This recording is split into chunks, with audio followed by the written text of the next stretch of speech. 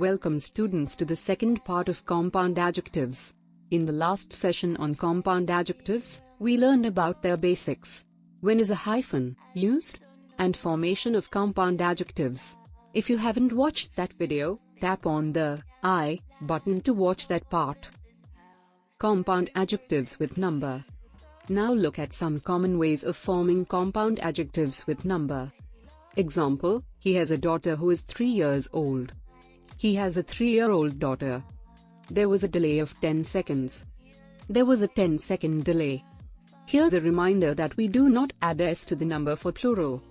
He has a 3-year-old daughter. There was a 10 seconds delay. 2. Adverb plus past participle. For example, a company that has been successful for a long time in its business often has a product that is quite well known. A company with a well-established business often has a well-known product.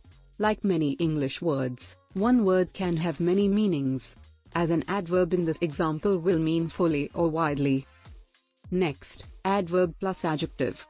Compound adjectives can be formed by combining an adverb with an adjective. We do not put a hyphen between an adverb and an adjective. Example, consumers are encouraged to use products that do not damage the environment. Consumers are encouraged to use environmentally friendly products. Notice that the compound adjective environmentally friendly does not have a hyphen in between the two words. Environmentally is an adverb. Most adverbs end with nl. My friendly is an adjective. In this example, friendly means not harmful. Adjective plus noun. Example, jobs which last for a short period of time are ideal for people on a gap year. Short-term jobs are ideal for people on gap year. Short-term is an adjective, it has the opposite meaning of long-term is a noun which means a period of time. Adjective plus past participle. Example, a huge range of curtains which have been made in advance is available online. A huge range of ready-made curtains is available online. Ready is an adjective and in this example it means completely prepared and fit immediate use. Made is the past participle of the verb make. Adjective plus present participle. Example, this company employs woodcarvers who are willing to work hard. Who are willing to work hard is a relative clause. This company employs hard-working woodcarvers.